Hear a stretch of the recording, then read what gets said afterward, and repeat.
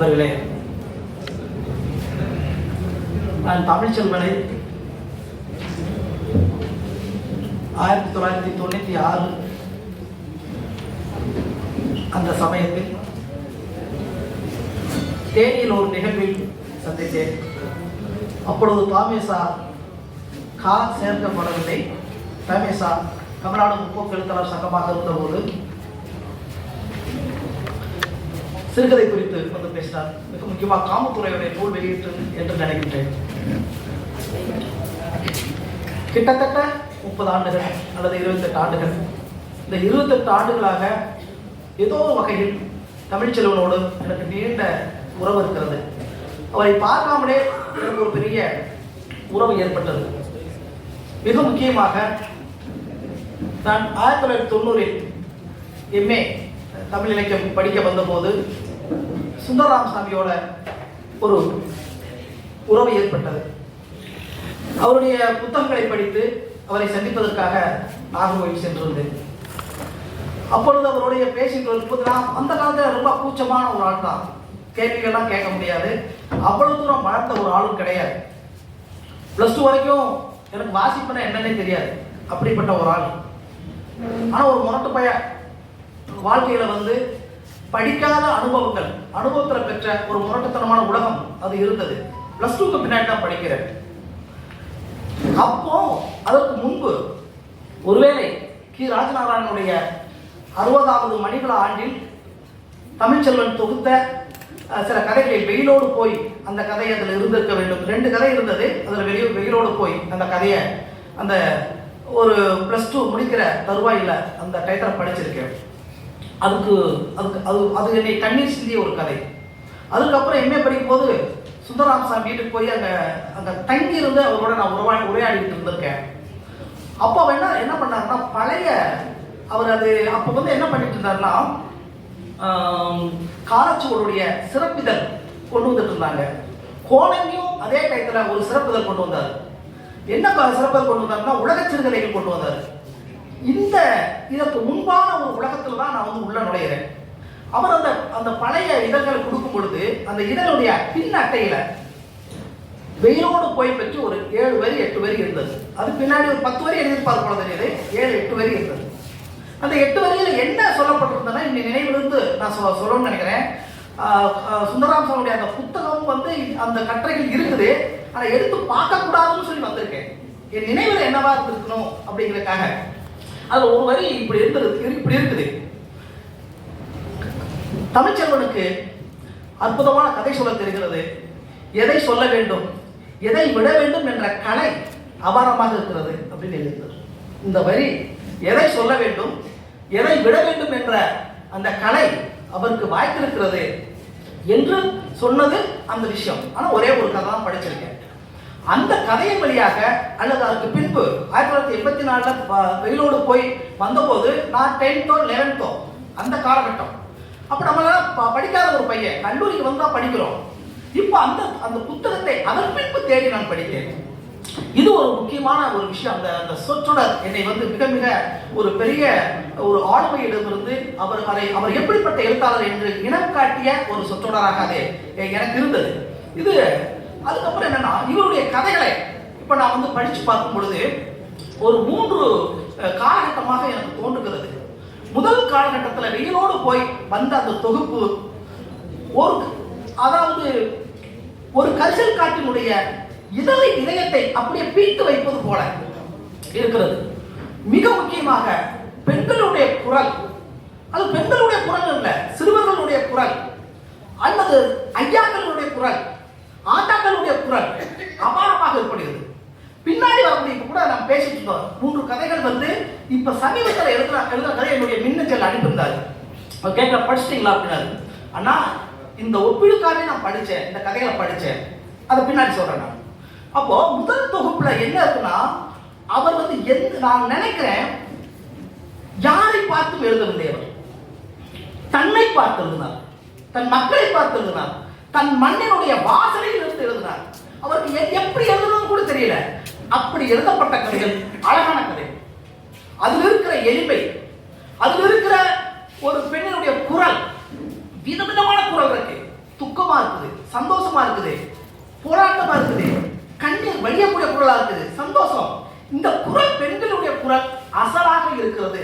இப்ப அந்த 18-15 கதையை, இந்த முதல் தொகுப்பு கதையை, இது வரைக்கும் தான் இது முதல் தொகுப்பு என்று ஒரு கோட் போட்டு படிக்கும் பொழுது அவர் தன்னிலிருந்து எழுதின ஒரு கலைஞனாக, யாரிடமிருந்து கற்றுக்கொள்ளாமல், தனக்கு சிராய்ப்பு, தனக்கு என்ன தோன்றுகிறதோ தன்னுடைய உள்ளத்திலிருந்து வெளிப்பட்ட ஒரு விருட்சமாக இந்த கதைகள் இருக்கின்றன.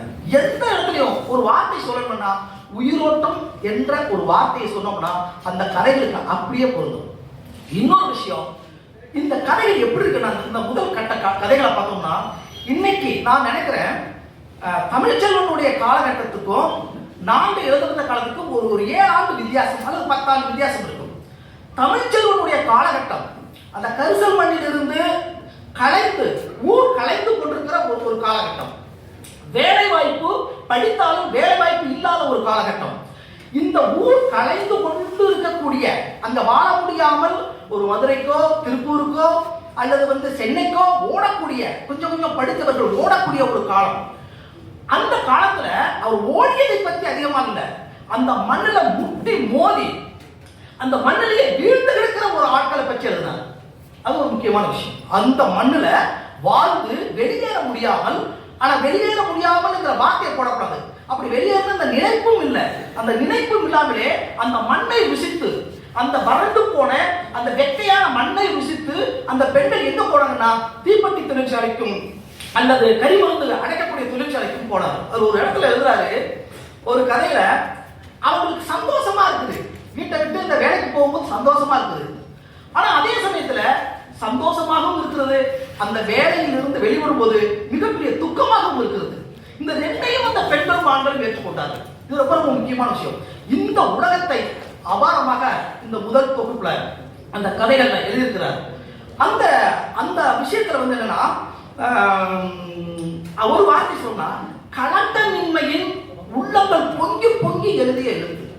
அதுல எந்த விதமான கலட்டம் இல்லை, என்ன வெளிப்படுகிறதோ, என்ன குரல்ல, என்ன உரையாடல் வெளிப்படுகிறதோ அந்த உரையாடல ஒன்றுல கூட ஒரு பசையோ ஒரு ஜிகினாக்கோ ஒட்டாமல் அப்படியே வரக்கூடியது. ஒரு பொண்ணு கேட்கிறா, அவ என்ன ஒரு வார்த்தை என்னன்னா, முட்டாப்பையா, அவ யாரு பொண்டாட்டிய கூப்பிடுற மாதிரி கூப்பிடுறான், கேடு கட்ட பையன், சரிங்களா, கேடு கட்ட பையன், அவன்னா யாரு, ஏதோ கெட்ட பொண்டாட்டி மாதிரி கூப்பிடுறான். இந்த குரல் இருக்கு இல்லையா, இந்த குரல் நான் கிராமத்தில் பார்த்தது. இந்த கதையில படிக்கும் போது ஏதோ என் சிறுவதையில உள்ளுக்குள்ள என் கிராமத்துக்கு திரும்ப போனதா இருக்குது. நான் வன்னிசா பிடிக்கலப்பா, அவனோட சகவாசம் எனக்கு வன்னிசாக பிடிக்கல.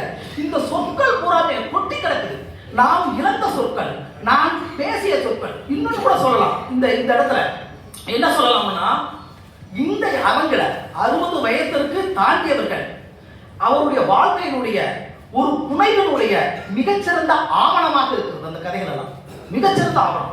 60 வயசை தாண்டியவர்கள், நீங்க உங்க பேரனுக்கோ உங்க பேத்திக்கோ அல்லது உங்க பையனுக்கோ நான் பட்ட காயங்கள், எனக்கு ஏற்பட்ட அவமானங்கள், எனக்கு ஏற்பட்ட துன்பங்கள், இந்த நிலையில் இருக்குதாண்டா உன்னை வளர்த்தேன், உன்னை ஒரு MBA படிக்க வச்சேன், அல்லது ஒரு டீச்சராக உன்னை உருவாக்கி காட்டினேன் என்று சொல்வதற்கு இங்க இருக்கிற அந்த தந்தைமார்களுடைய உலகம் இதில் இருக்குது. ஒரு மிகப்பெரிய ஆவணம், புனையின் ஆவணமா இருக்குது. அது வெறுமனே டாக்குமெண்டேஷனா இல்லை, அதான் மிக முக்கியமானது.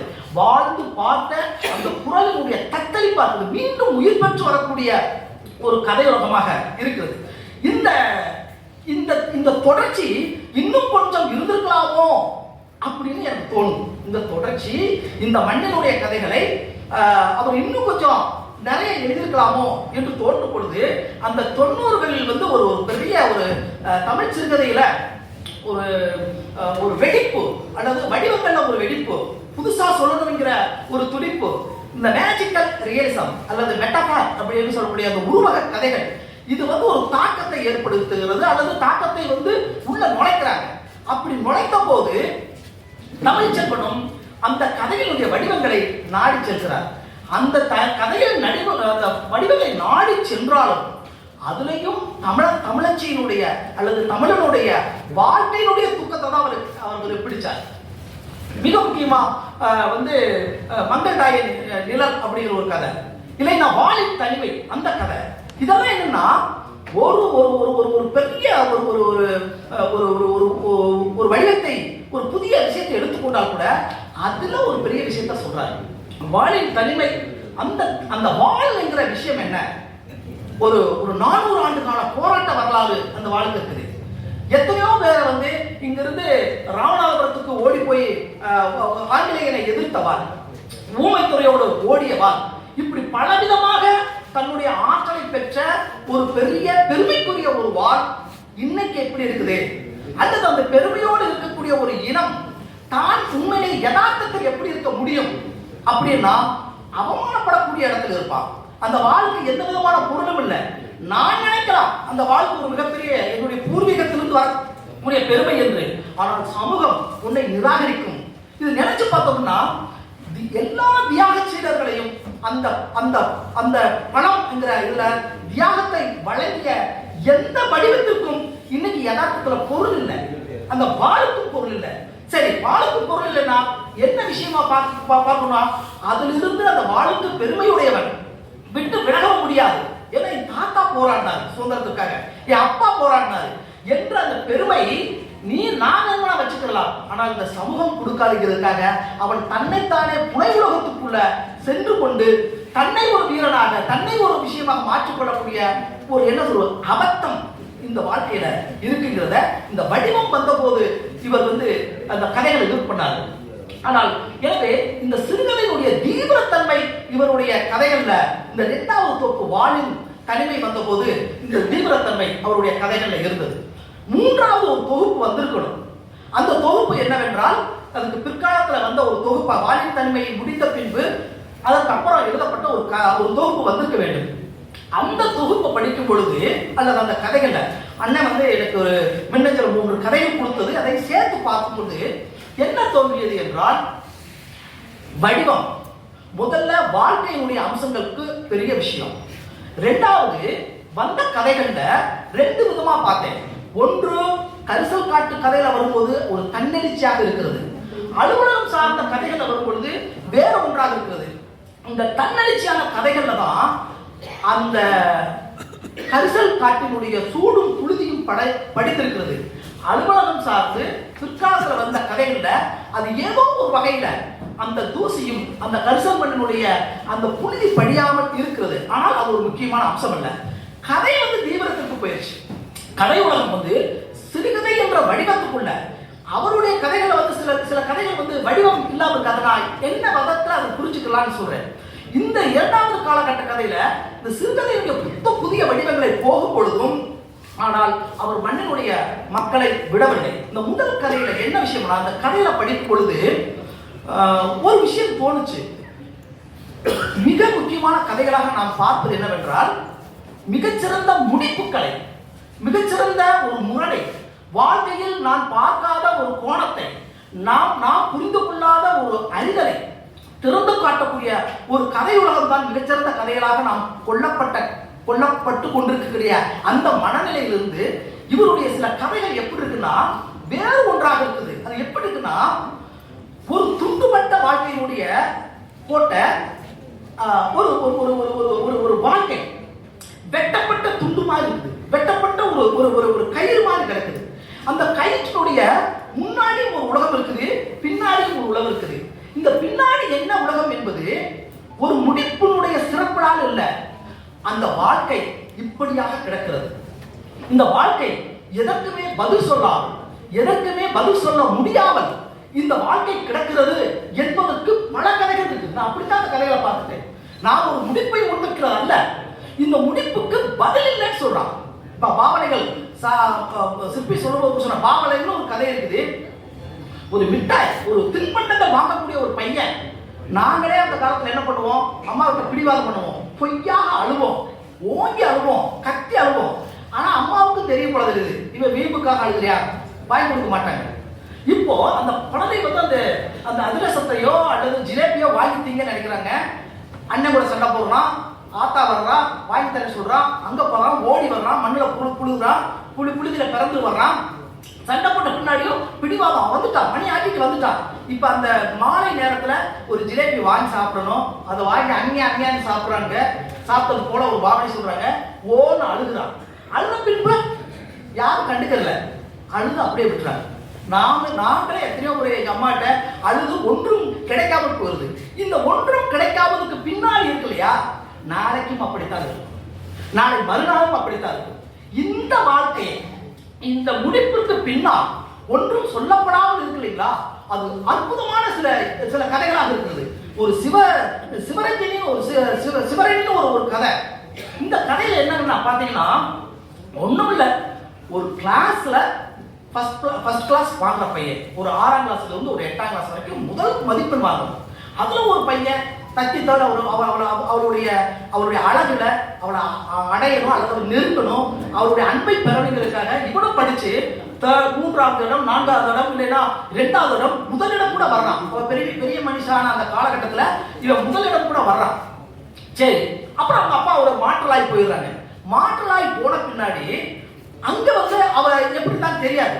ஆனால் இவன் கல்லூரியில படிக்கும் போது அவன் ஒரு பேர் கேட்கிறான், சிவராணி அப்படின்னு கேட்கிறாங்க. சிவராணின்னு உங்ககிட்ட படிச்சாளா? ஆமா படிச்சா. அவ எப்படி உங்க கிளாஸ்ல எப்படி படிப்பா? அவ தான் ஃபர்ஸ்ட் மார்க். இப்ப பாருங்க, இந்த 2 தகவலை ஏன் சொல்றேன்னா, இங்கேயும் ஃபர்ஸ்ட் மார்க் தான், அங்கேயும் ஃபர்ஸ்ட் மார்க் தான். ஆனா திருமணமான பின்பு பாருங்க, அந்த பொண்ணு ஒரு சந்தர்ப்பத்துக்கு, ஒரு கல்யாணத்துக்கு வந்திருக்கா, ஒரு பஸ் ஸ்டாண்ட்ல சந்திக்கிறாங்க. டேய் சிவா, என்னை தெரியுதா அப்படின்னு சந்திக்கிறாங்க. சந்தித்த பின்பு இப்ப அவங்க சொல்றாங்க, 2 பேர் ஒரு டீ சாப்பிட்டுட்டு ஒரு கடையில உட்காந்து சாப்பிட்டு சொல்றாங்க, எனக்கு ஒரு பெரிய இதா இருக்குது, எனக்கு குழந்தை இல்லை.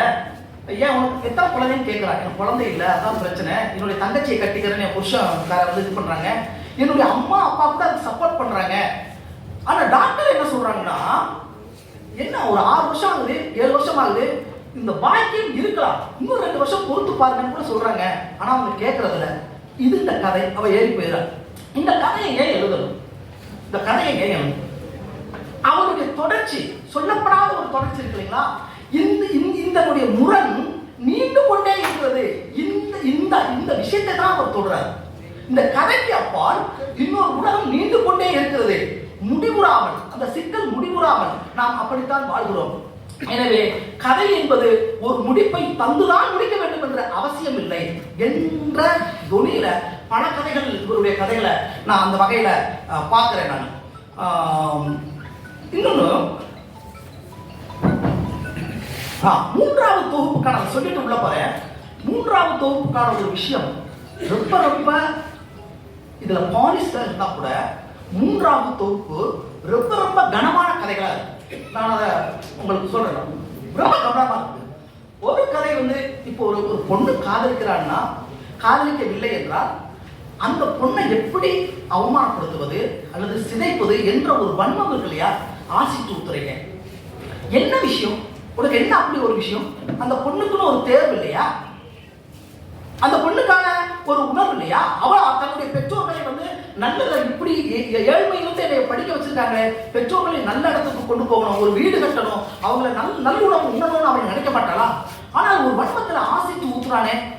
இந்த கதையை ஒரு ஒரு தாய் சொல்லக்கூடிய ஒரு விஷயத்துல இருக்குது. இப்ப இந்த இடத்துல ஒரு விஷயத்த சொல்லிடுறேன். இந்த பிற்கால கதைகளையும் ஏன் சிறப்பாக இருக்கு அப்படின்னு சொன்னா, இதுல சொல்லக்கூடிய பெண்களுடைய குரல், இந்த குரல் தமிழ்ச்செல்வன் வெயிலோடு போயில மாரியம்மாவுடைய குரல் எப்படி இருந்ததோ, அந்த குரலினுடைய அந்த எஃபர்ட், அந்த உண்மை, அந்த உண்மையொழி அல்லது நிஜத்தன்மை இந்த கதைகளிலும் இருக்குது அந்த பெண்கள் வழியா. எனவே அந்த கதைகள் அந்த கதைகளுக்கான இருப்பிடம் இருக்குது. நான் ஒரு விமர்சகனாக வேற ஒரு விஷயத்தை சொல்லலாம். எப்படி சொல்லலாம் என்றால், பழைய கதையில புனைவினுடைய வீச்சு நிறைய இருக்குது.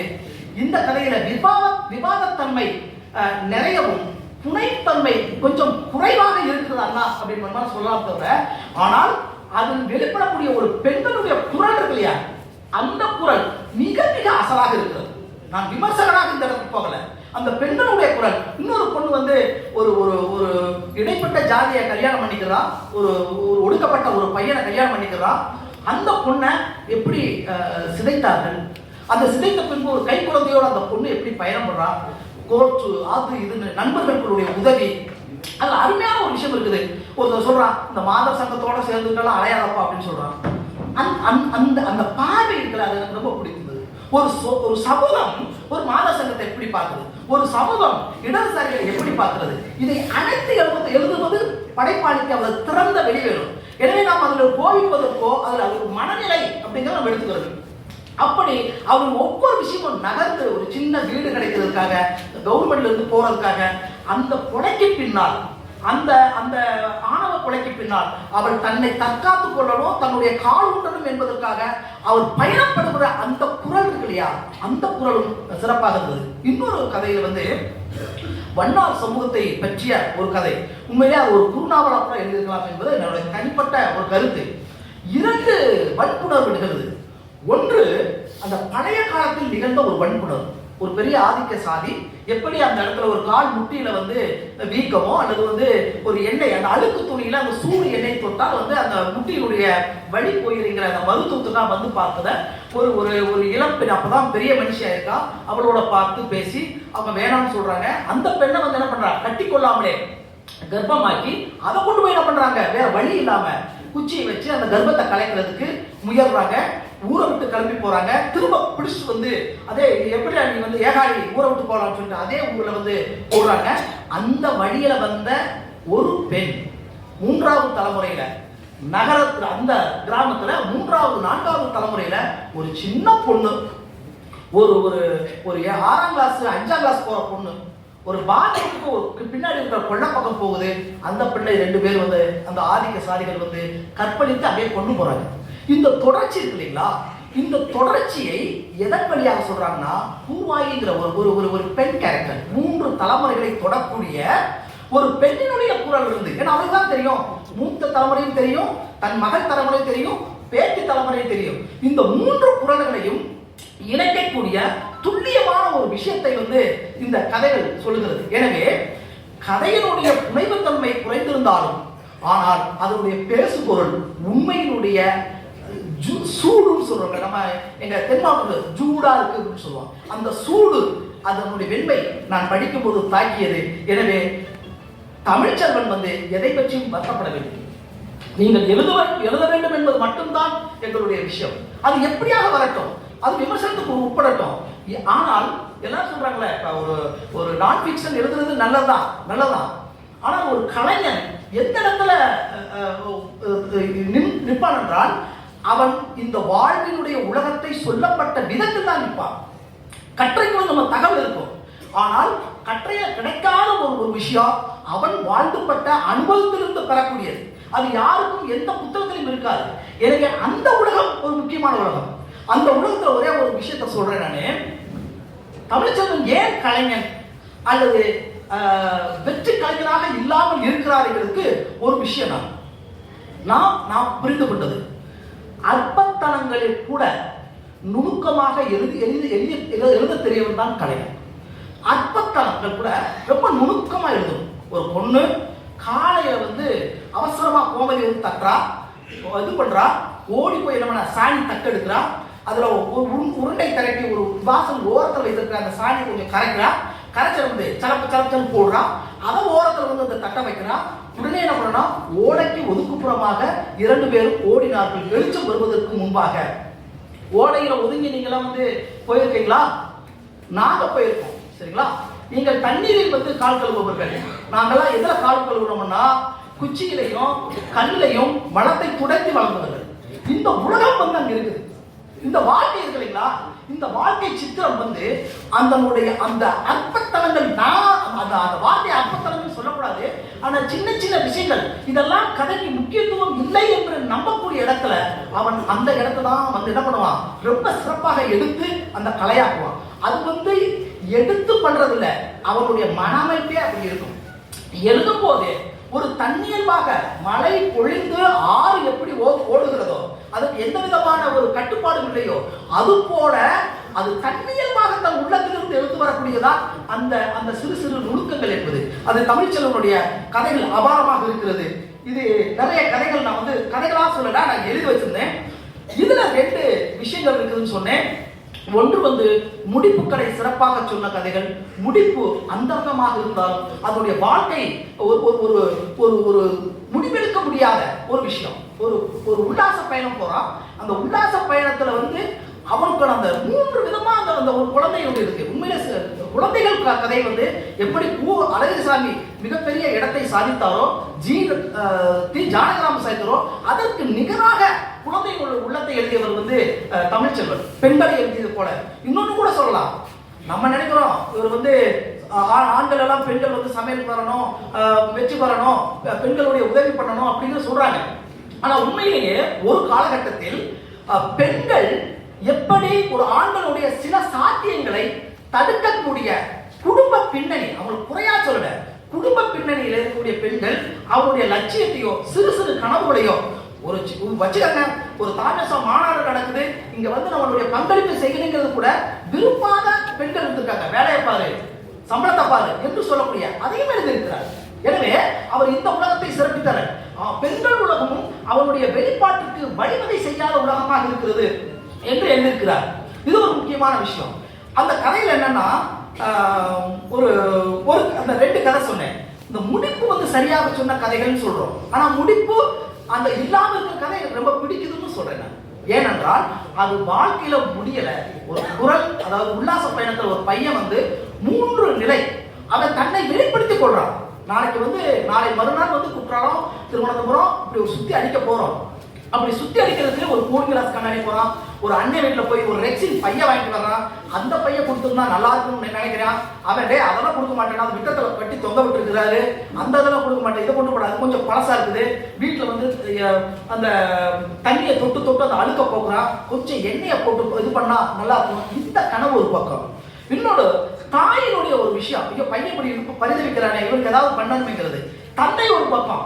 யாராலும் நம்ம நினைக்கலாம் ஒரு 30 ரூபா, இன்னைக்கு எந்த குழந்தைகளும் ஒரு டூர் கூட நம்ம வந்து 10,000 ரூபாய் கையில் எடுத்து கொடுக்குறோம். வாழ்க்கை மாறி இருக்கிறது. அன்று 30 ரூபாய் தர முடியாது. அந்த தர முடியாத ஒரு உலகம் நீங்க நினைச்சு பாருங்க. அந்த இடத்திலிருந்து தான் நாங்களா வந்திருக்கோம். அந்த தர முடியாமல் போன அந்த பையன் இப்ப அப்பாவும் வீட்டுக்கு வரல, அம்மாவாலும் கொடுக்க முடியல. அடுத்து என்ன கதை அப்படியே தொங்கி நிக்குது. அப்படி இல்லைன்னா அதுதான் வாழ்க்கை. அவ அழுது தீர்க்கக்கூடிய இப்படியான ஒரு விஷயம். அதே சமயத்துல இன்னொரு வகையான கதை இருக்குன்னு அந்த காலத்துல இருக்குது. என்னன்னா ஒரு நிறைய கதைகளை காதல லேசா சொல்றாரு. அது காதல் என்னன்னா அத்தை பொண்ணு, மாமன் பொண்ணு, கொஞ்சம் ஒன்று விட்ட அத்தை பொண்ணு, இந்த லெவல்ல தான். அதாவது கிராமத்தில் அப்படிதான் இருந்திருக்க முடியும். ஒரு இனக்குழுவா வாழும்போது ஒரு 1970 இறுதிக்கும் 80 தொடக்கத்துக்குமான ஒரு கதை. அந்த காதல் சின்ன சின்ன காதல் தான். அது தோல்வி வரக்கூடிய காதல் தான். இந்த 70களுக்கு பின்னாடி வரக்கூடிய இந்த கதையை வந்து எப்படி நான் பார்க்கிறேன்னா 2 விதம். ஒன்று, அந்த கிராமங்கள் கலைந்து வெளி போன அந்த சூழல் வந்து நாங்க எழுத வந்த காலம். தமிழ்ச்செல்வன் காலம் என்னன்னா வெளியேற முடியாமல் அது இருக்கக்கூடிய காலம். அந்த பெண்களுடைய காதல் கதைகள், இந்த காதல் கதைகள் எப்படி இருக்குன்னா ஒரு ஒரு ஒரு ஒரு ஒரு தொழில் செய்யக்கூடிய இடத்துக்கு போற இடத்துல சந்திக்கக்கூடிய ஒரு விஷயம். ஒரு மாமன் பொண்ணை கல்யாணம் பண்ண நினைக்கிறான், ஆனா கல்யாணம் பண்ண முடியல. ஆனால் அதை விட ஒரு நல்ல உயர்ந்தடா அல்லது வந்து நல்ல ஒரு வேலை வாய்ப்புள்ள ஒரு பையன் கொடுத்துறாங்க. இது ஒரு இயல்பான விஷயம். அவன் அதை பார்த்துட்டு ஒரு தக்குரியா இருந்தவன் நம்மளை இப்படி நிராகரித்து விட்டார்களே அப்படின்னு சொல்லிட்டு அவன் மீண்டும் எழக்கூடிய ஒரு கதையை பண்ணியிருக்கிறார். இந்த வெறுப்போ அல்லது தன்னுணர்ச்சியோ அல்லது அந்த ஊக்கமோ எங்கிருந்து கிடைக்கிறதுனா உன்னை நிராகரிக்கப்படக்கூடிய இடத்திலிருந்து கிடைக்கிறது. அது பொன்ராஜின் காதல் அப்படிங்கிற ஒரு கதையில அது சொல்றாரு. அப்போ எல்லா வகையிலையும் அவர் எழுதி பார்க்கிறாரு. இந்த எல்லா வகையிலும் எழுதி பார்த்த அந்த கதைகள் இன்னொரு வகையில இந்த நான் சொன்னேன் இந்த மீடியம், அந்நியம், பிரங்கை 3 ஊர்னு சொல்றதா அந்த அப்பா அம்மா வந்து வாழ்ந்துபட்ட இடத்துல இருந்து கண்டிப்பாக புலம்பெயர்ந்தே ஆகணும். ஒரு 70 வயசு ஆயிடுச்சு, 70 வயசுக்கு மேல ஆயிடுச்சு. பையன் ஒரு மதுரையிலையோ இல்லைன்னா வந்து விருதுநகரையோ வேலை பார்க்கலாம், அல்லது வந்து திருப்பூருக்கு வந்துடலாம். இந்த 70 வயது கிழவர்கள் என்ன பண்ணுவாங்க? 100 ரூபாய் வருஷம் மாசத்துக்கு கொடுக்குறாங்க. ஆனா 10வது எனக்கு ஒரு முறுக்கு வாங்கி சாப்பிடணும், ஒரு டீ வாங்கி சாப்பிடணும், அதுக்கு ஒரு 25 ரூபாய் எக்ஸ்ட்ரா கொடுன்னு கேட்கணும்னு நினைக்கிறாங்க. ஆனா அவன் ஒரு சோகத்தை சொல்றான், எனக்கு 3 பிள்ளைகள் ஆகி போச்சு, அதாகி போச்சு, நீங்கள்லாம் வந்துட்டீங்கன்னா எனக்கு உதவியா இருக்கும், இந்த 100 ரூபாயை நான் மிச்சம் பண்ணுவேன். எனவே இந்த புலம்பெயர்வு என்பது மிகப்பெரிய துக்கமாக இருக்குது. கரிசக்காட்டில் இருந்து அந்த புலம்பெயர்வுக்கான அந்த தருணங்களை இவருடைய கதைகள் நிறைய கதைகள்ல இருக்குது. கொஞ்சம் வேகத்தில் நான் சொல்லிடுறேன்.